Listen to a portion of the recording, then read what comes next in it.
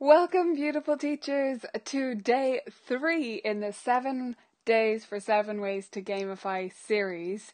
Right here on the Colourful Keys Facebook page, I'm sharing different workshops every day this week to celebrate Vibrant Music Teaching's first birthday, which is next Tuesday, the 18th. So I'm super excited about the birthday, and I decided to put together 7 different workshops to celebrate because that's how excited I am. And I'm also giving away prizes each and every day. So I have my presents here. One is already gone. We gave away one yesterday to the lucky star. She got the posters with the composers and their quotes on them. And I still have 5 mystery prizes left. And the grand prize, the annual VMT membership, which I'm super excited to give away to one lucky winner on the final day in this series. Amazing. Today we're going to be talking about scales and how to gamify scales and other technical work. So I'm sure this is something that you might need in your studio. I know it's something a lot of us are in need of, so I'm excited to share these tips with you today. Please, as you join me, do say hi and hello. And of course, I need to give you the question of the day for your chance to win. You'll see all these little slips of paper behind me here. These are the ones that are building up. These are from the first entries, the people who didn't win on yesterday's broadcast, but I'm saving them because they're still in the running to win this annual VMT membership. So if you enter every day, you've the best shot of winning the annual VMT membership, and that's open to members and to non-members. And I have today's potential winners prepared in my coconut. And you could be in with a shot of winning tomorrow if you answer the question of the day today. So the question of the day is favorite ways to work on scales. What are your favorite things to do to work on scales? And this is how you need to answer it. You're going to do VMT, the color you want to win. Now blue is gone. And if yours goes by the time that you enter, no worries, I'll pick a color for you. But we have orange, yellow, red, green, and pink prizes left, so you can put in your preferred colour if you want to, that's optional, and then your answer to the question. Must start with VMT, the letters VMT, or I can't pick it out, I can't include you in the drawing because it's too difficult for me to sort through if people have typos. So make sure that you start with VMT. Colour if you want, just for fun, to pick out which one you want. You've got pink, red, green, yellow, and orange. And I'll give you an example here so you can see exactly how it would work. VMT, yellow. Let's say I want to win yellow. Fruit rhythms such as watermelon. So practicing watermelon, watermelon, watermelon. Have you ever done that technique? That's not one of my tips of the day. That's just an extra one I've added in as an example. Okay, so do add in your scale tips in the comments. Start with VMT so that you're in the running to win the prize tomorrow. And the big prize, the annual VMT membership worth almost $220 on the final day, which is the 18th. Thank you all so much for joining me so far. I see Star is here, our winner from yesterday. Lisa, Stephanie, Claire is here too. Christy, Becky, Nicolette, great. So many members live, which is awesome. Jennifer, Sarah, and Becky. And that's Nicolette's comment. Let's see what she said. She said, VMT pink. So she's following the format. She's doing it right. This is a good example for you guys. All the kids love Piano Maestro. Great way to practice scales. And you haven't stolen one of my tips for today. So awesome that you added in a new one. Great stuff, Nico. Okay. So today we're talking about scales, yeah? And how we can work on scales. And I've split this up into 3 levels to make it a little bit more digestible for you guys and make it stick in your head a little bit more and make it more understandable. So level 1 is our first level. Let me get rid of that guy. Level 1 is about fantastic foundations. What does that mean? It just means the beginnings, okay? But it's about laying amazing foundations that are reliable later on when you try to speed things up and make it more exciting and do all the crazy patterns and all of that stuff. None of that can happen if they don't know the scale patterns in the first place. So what are the fantastic foundations that we want to lay? Well, my favorite way to start is with improvisation. By far. Before I've touched scale fingerings. Or definitely before they're fully embedded. So I'm starting with improvisation as a way to discover scales, as a way to learn about things like which black keys are in the scale. What does it mean to be in G major? What does it feel like to land on the tonic at the end? That kind of stuff. So we start with improvisation, and I'm actually going to show you a video of me and my student doing this. This is, just to give you a little bit of context here, this is something I call the Circle of Fifths Odyssey. And that is a lesson plan that I'm going to be releasing inside Vibrant Music Teaching in about 2 weeks. Is that right? What date is it? About 2 weeks. Less than 2 weeks, I think. And there's a Circle of Fifths Odyssey. That's a set of lesson plans that last, you guessed it, 12 weeks to take your students around the entire Circle of Fifths, exploring scales and chords along the way. And the foundation of that is this exercise, which I've started doing with my students. Very simple.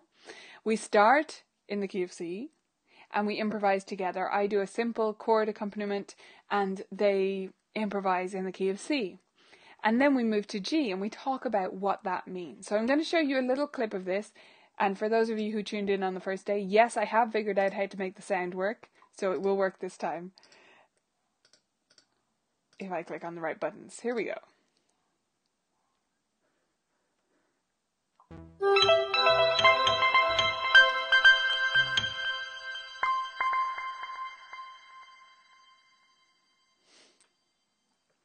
We're going to improvise in the key of C major. What does that mean, Emma?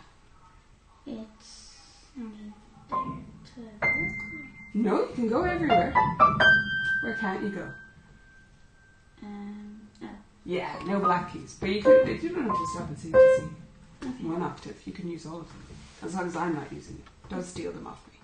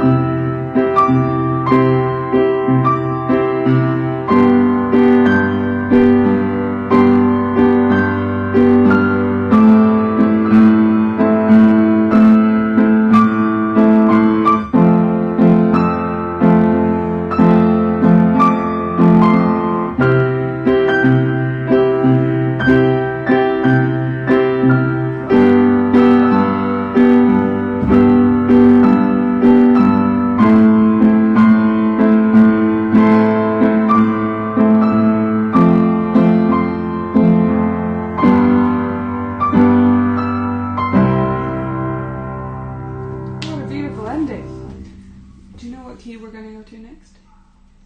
D. G. G, right. What's the difference between C and G? There's one sharp in G. Yeah, which one is it?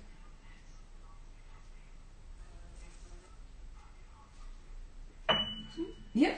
And this one, this one. All the way up, right? Yeah. Okay, let's try it.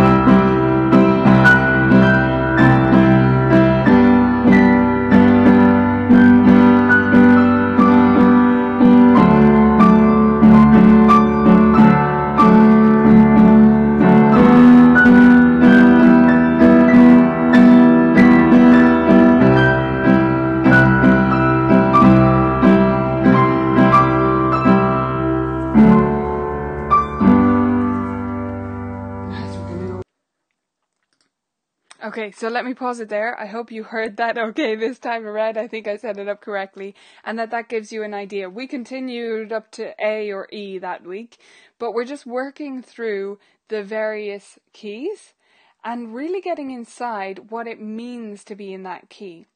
which is something that I don't feel like I found for a long, long time. I hope it was useful for you guys to see that in action. As I say, this is going to be in a planned out sequence so that it can be used by anyone, but feel free to jump in and have a go. If you're like, yeah, I get it, she's just playing 4 chords, which I am.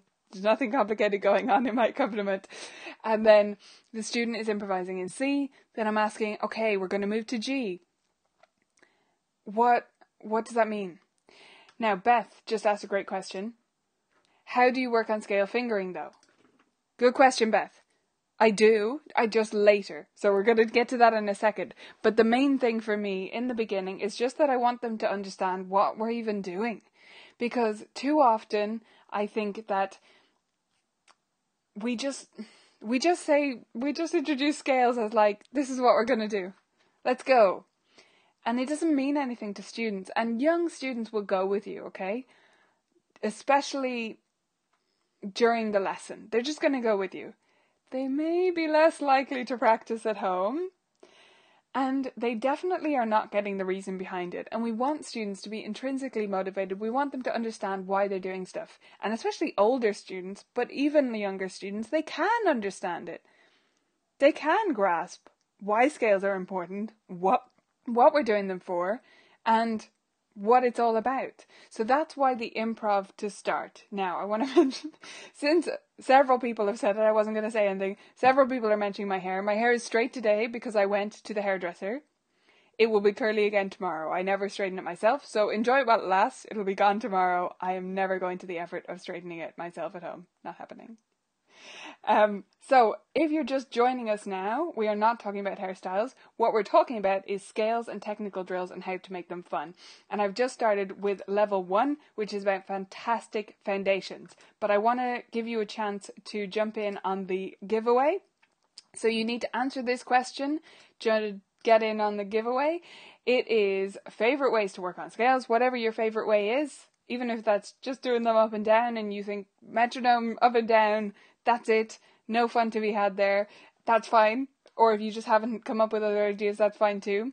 But make sure you answer VMT, colour that you want to win, which present do you want to win. That's optional, you don't need to include that. You do have to start with VMT and you do have to answer the question. If you've not answered the question, you're not going in the drawing and you will never get inside this beautiful coconut called Alan, which is how you win. And I'll be announcing the winner for today towards the end of today's workshop.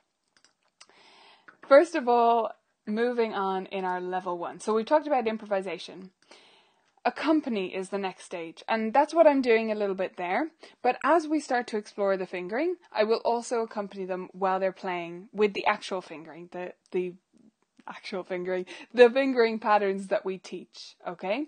So as we're learning those and as I'm teaching them to them, I will accompany them. And I'll also use apps to do that, like iReal Pro, Music Lock, which I think it was Jennifer, someone already mentioned there in the comments. Music Lock is great for that. It's super simple. If you're just getting started on tech and all that stuff, go with Music Lock. If you're a pretty comfortable techie kind of person, go with iReal Pro. It's not impossible to use. I'm not saying it's really hard and you need to be a coder or something, but it's a little bit less intuitive. Let's just say that. It's got more going on and therefore it makes it a little bit less easy to use. If you want something easy, just jump into Music Lock, use that. It's on iPad, iPhone. Don't think it's on Android. But scale tracks might be on both. Not remembering off the top of my head. Scale tracks is another one, and so is Smart Scales. They all provide backing tracks for scales, and they're great ways for students to be practicing at home and doing it in the lesson when they are working on the fingerings, when they're building them up. And as someone mentioned there before, Piano Maestro, Nicolette, wasn't it? Piano Maestro is a great way for them to practice where they can actually see the notation. My preference is for non-notation. I never read scales and I don't think it's particularly helpful at the beginning stages, but I'm not, extremely strong opinion either way. If you find it useful to have notation, that's fine. I just like to take scales as a break from notation because there's enough of it. Beth, sorry, I love this comment from Beth there. But I still hate scales. I don't let on to my students and they mostly enjoy them. I like the improv idea with new scales. Beth, I want to convert you, and I think I've tried before. Scales are not miserable things. They can be fun. Start improvising with them. That is the surest way to enjoying them yourself, enjoying working on them, because you get to listen to your student actually making music. Okay? And even as they progress, they can do scales with improvising all along the way, not just for the beginning stages. The next stage, though, in level 1, or the next part, these can be done concurrently, is visual. And for this, I have little erasers, of course. I use my hedgehogs for this. I also use these dudes. These are even smaller. And I got these in San Francisco, so they were in a US-based stationery shop. That doesn't mean you'll be able to find them. What's it called? Okay, I don't see the name of the store there, but it was a massive stationery store, and I don't know what it's called. Isn't that helpful? Anyway, this is what they look like. They're just tiny erasers. I like these, especially for scales, because they are flatter than the hedgehogs, smaller, and therefore easier to balance on the black keys. So both work great, but I like these for scales recently. And I use these both on the actual keyboard and on things like this, which this is a game called Scale Engineer, and in this they have different cards and you can choose which ones to take out. Like if they haven't done G sharp in the beginning, you would take that out, but they're working on building up the scales on the visual representation of the keyboard, and that way they actually know what the pattern is. One of the biggest pitfalls, I think, in beginning teaching of scales is actually, and this is the way I remembered them for years, is that they're not getting a lot of the benefits that you can get from scales because they're just using muscle memory. And the muscle memory is great, and we want to build that, and that's important, and it's really useful when they come up in pieces. We already know how to play them. Great. All fantastic stuff.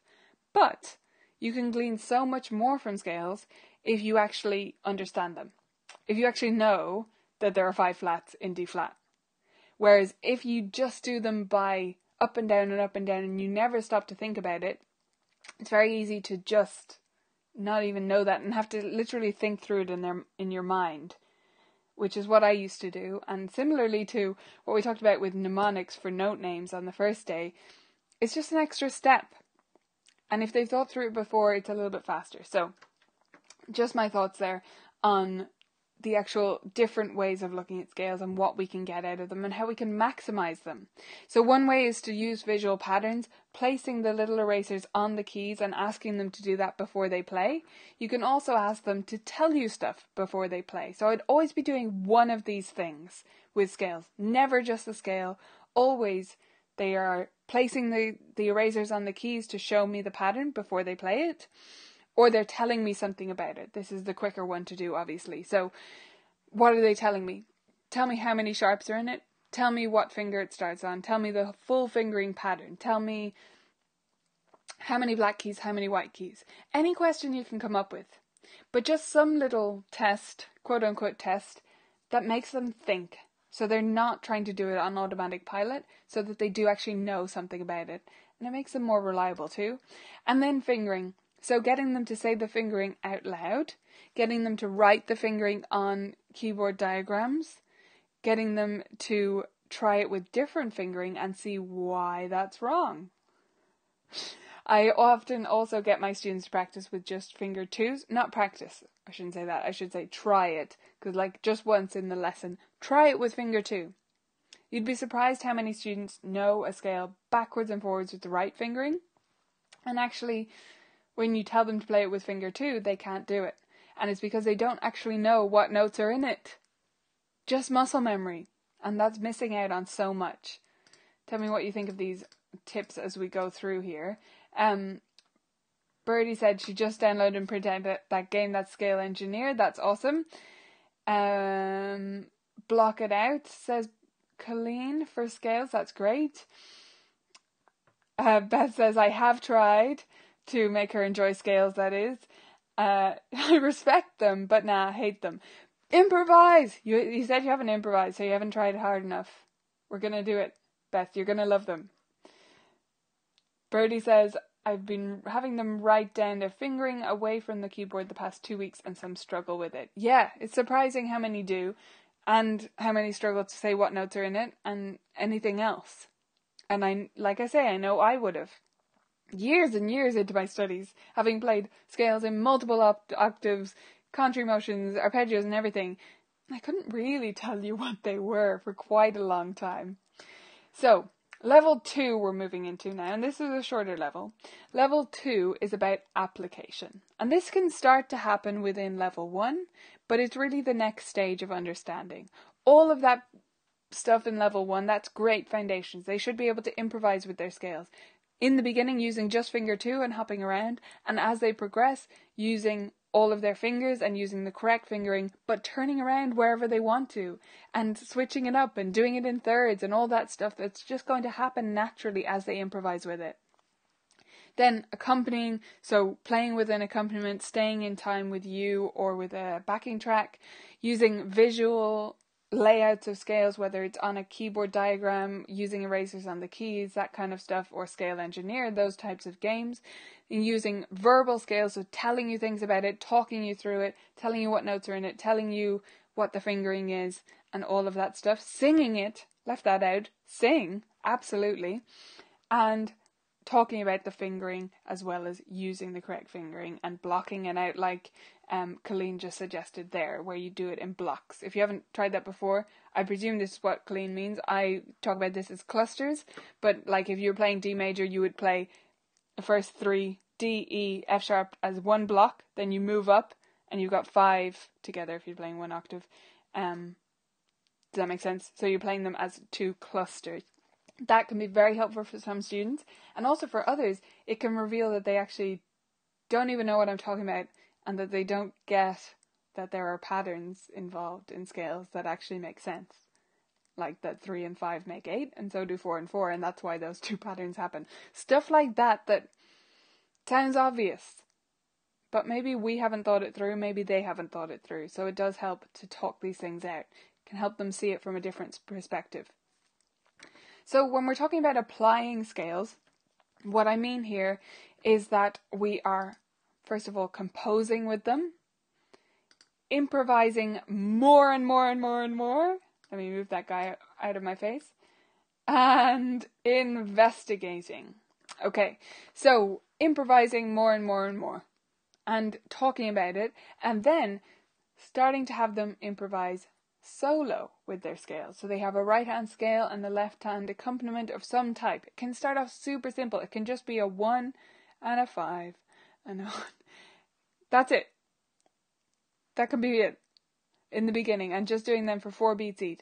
That will be enough of a challenge, and just playing their scale up and down. And as they get used to that pattern, then they can start to actually improvise a little bit, change the rhythm up, switch up the pattern, skip notes, as well as stepping, that kind of stuff. Incorporate their arpeggio. And you can build up the different patterns and take them out of their pieces too when they're working on the improv. Then we want them to compose with scales. This is something I've left out, and I am super guilty of still not including enough, but I want to do it more. Assigning a new scale and asking your student to compose something with it. A melody of 2 bars. It doesn't have to be a massive thing. It can be small, it can be tiny, but it will make a massive difference in how much they understand how much they understand the actual structure of it, right? And what it is for. What's the point of it? Because we compose pieces with scales. That's why they exist. You know, they're patterns that we use to make music. And composing can help them internalize that. And then investigating, becoming a detective, looking at their pieces. Every time you start a new piece, look for the scale. Find the scale segments or the chord patterns or the arpeggio patterns, whatever comes up in that piece. Dana asked a question there, do you have a but the pieces plan for teaching scales or a plan for that?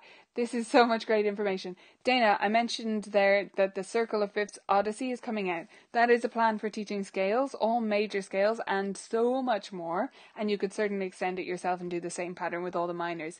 So it's taking them on an odyssey around the circle of fifths, and they'll be exploring scales along the way, primarily scales, and then a bit of chords and accompaniment thrown in as well, in a really fun way, incorporating games, of course, and improvising all the way across. So look forward to that. That's about 10 days out or something like that. Very, very soon.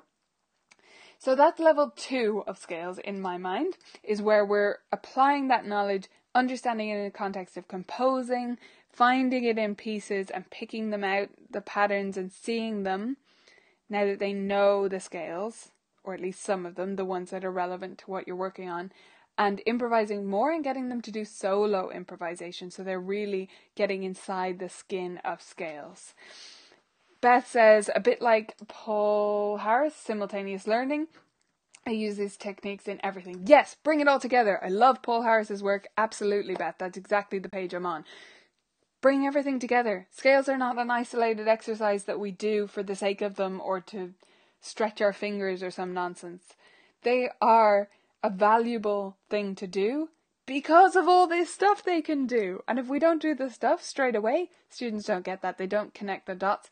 They don't see the point of them. They don't practice them, or at least, even if they do practice them, they don't enjoy them. And they should enjoy them. Including you, Beth. You should enjoy them too. So level 3 is to randomize and challenge. And this is where students are getting pretty good with scales. At least a certain set, whatever your set is.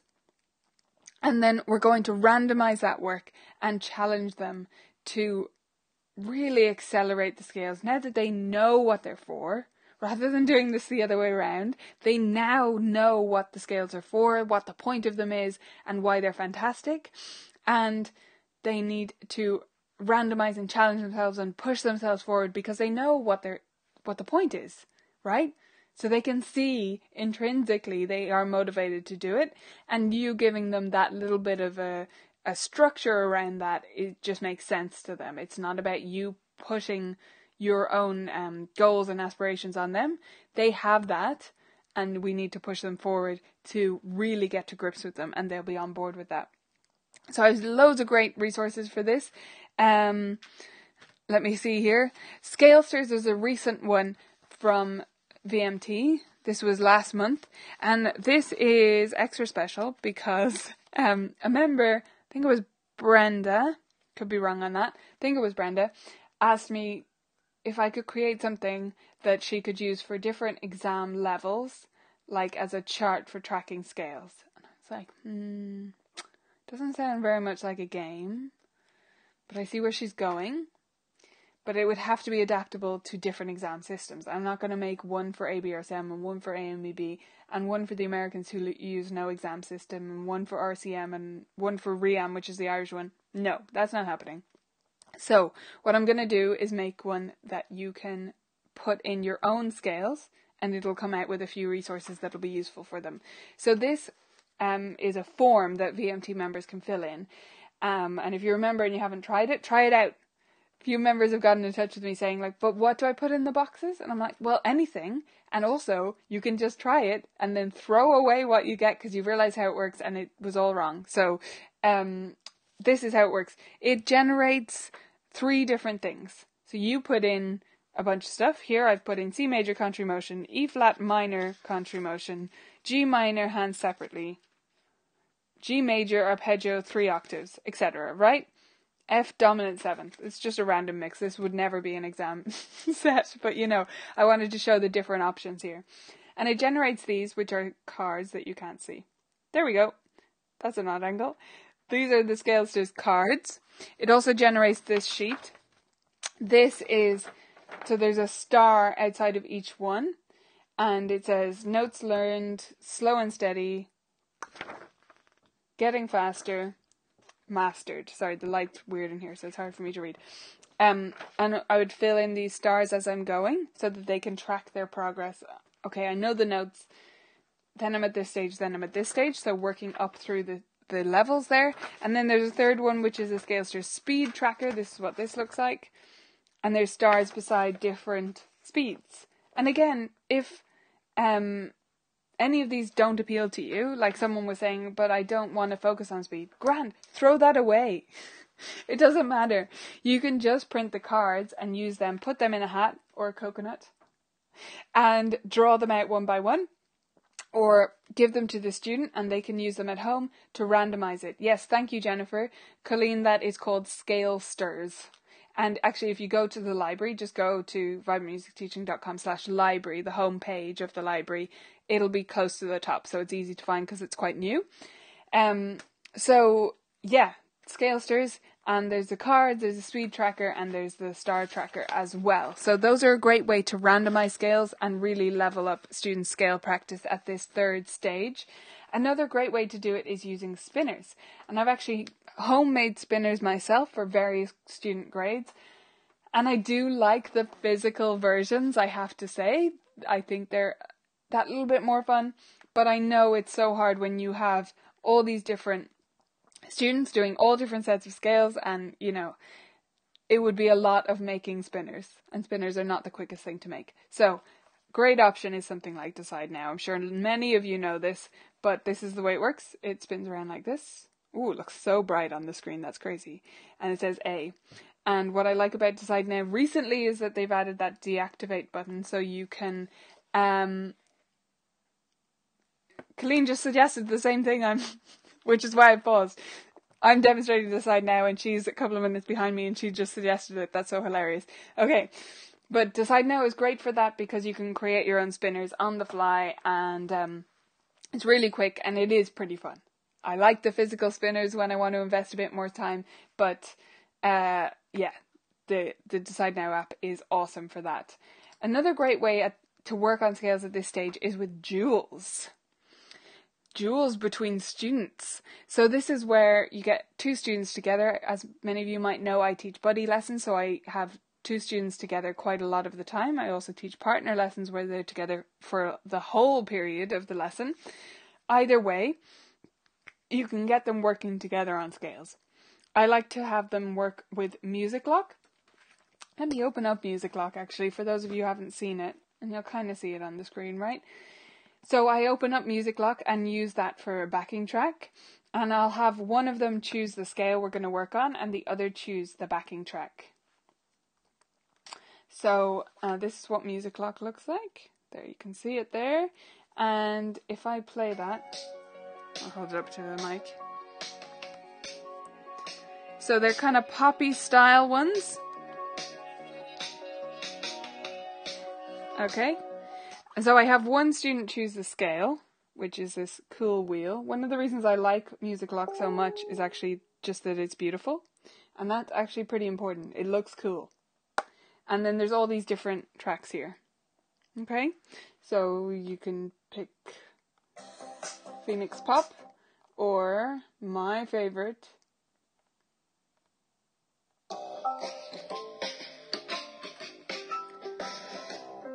I think it's my favorite because I find students tend to play the most in time with that one. But I also like the sound of it. So that's Music Lock, and I'll have two students work on that together, and they're sort of working against each other in a way, but they're not. It's just a bit of friendly competition. You could also do a more formal scale battle, where one student is testing the other student on their scales and they're swapping places. And you could use games like this one. This is Scale Verse.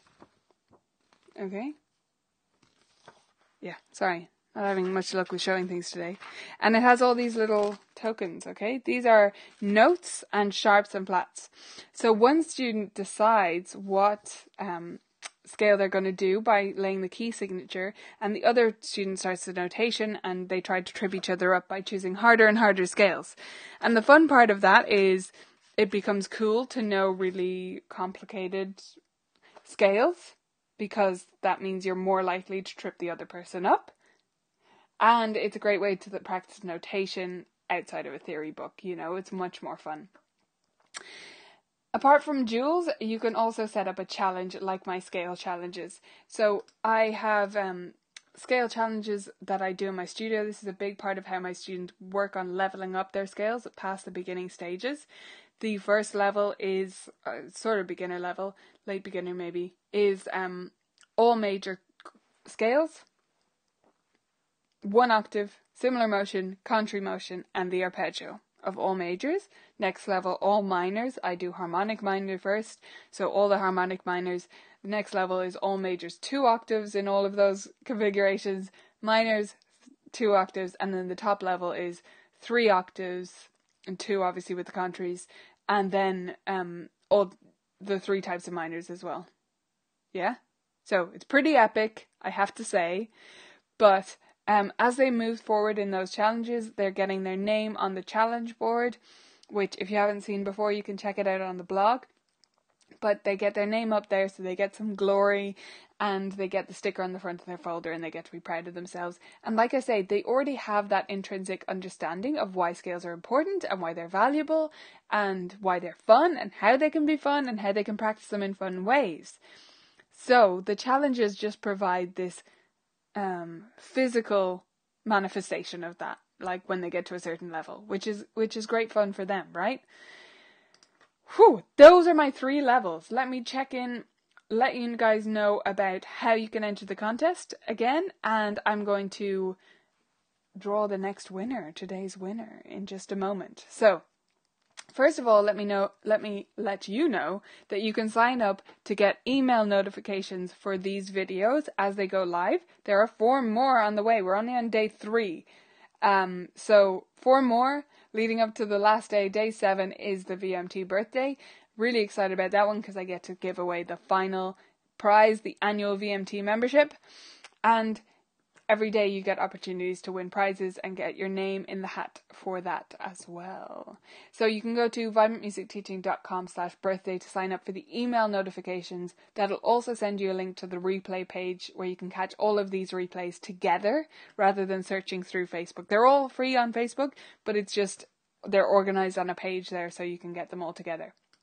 If you want to get your name in the hat, do it quickly. So you have until my next workshop to do this. If you're watching on the replay and it's not that long after this workshop, within a day, then you still have a shot at getting your name in the hat for the next prize and the final prize. Favorite ways to work on scales is the question to answer, and you're going to answer in the format VMT, the present color if you want to tell me which present you want me to open for you, and the answer to that question. And thank you for that flood of hearts a minute ago. That really made me smile. So, I'm going to be drawing the next prize winner. Are we ready? Is everyone ready? Okay. Alan, my coconut, is helping me with this. I'm just going to give him a shake here, make sure it's really fair. We all right, Alan? We ready? Okay. So, let's see who today's winner is. And if it is someone who's won before, yesterday it was Star. If it's Star again, I'm going to discount that because that's not fair. Okay? So, let's see.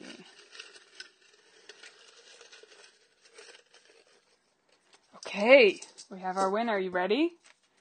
This is what it looks like. You see it before me. You can't see it. I'll tell you. Helga Kafer said, yes, I've used quite a few games in my teaching. This was on yesterday's video.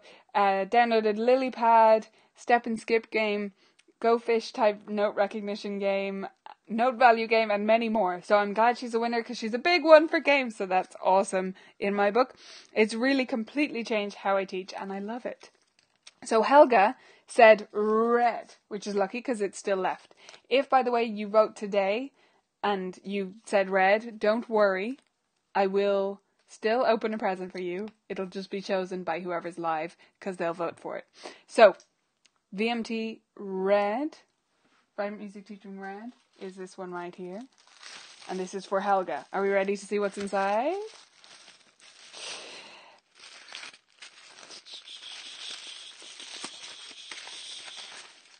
You can keep putting in your votes, by the way, because it's not over. That's for tomorrow, right? Yes, congratulations to Helga. You, Jennifer. Oh, that's very rusty. Sorry. By the way, Star's gift is on the way. I sent it out today. Do any of you know what these are? These are my favorite highlighters. Why are they my favorites? Does anyone know? These are Pilot Friction highlighters. I was turned on to these by the wonderful Wendy Stevens of composecreate.com, and these are erasable. And they really do erase, like they actually go away. They're not still kind of there. They actually erase, which means I can use them on music that has to be cleaned for exams and recitals and whatever. I don't clean music for recitals, just for exams. But in case I need to erase them back off, these are great for that. And they're, 3 beautiful colours of friction erasable highlighters. So those are on the way to Helga tomorrow. I mean, that's kind of a lie because tomorrow's Saturday. So the post won't do anything tomorrow, but Monday they'll be on the way to Helga, and you still have lots more opportunities to win. So make sure you keep tuning into these workshops. I hope you've been enjoying the content as well as the opportunities to win. If you comment each day, you have 6 chances, 6 names in the hat for the annual VMT membership, which can be won by members and non-members alike. So if you show up every day or within 24 hours of each day, then you get more shots at winning.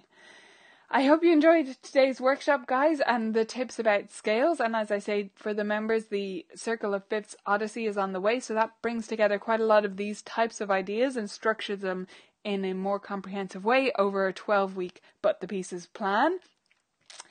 And yes, I look forward to catching you on tomorrow's broadcast. It's going to be at 3 p.m. my time, and I'm not going to attempt to convert that into all of your time zones. But if you look on Facebook or in the email, if you are subscribed to the email, which is at, let me share that one more time, vibrantmusicteaching.com/birthday, then you will automatically get notified just before. And if you look on Facebook on the Colourful Keys page, that time automatically converts for you. So it's in your time zone. I don't need to do it for you. You can do it there. Yes, that's it for today. I hope you enjoyed the workshop. Keep those prize entries rolling in, and I'll catch you on tomorrow. Bye for now, guys.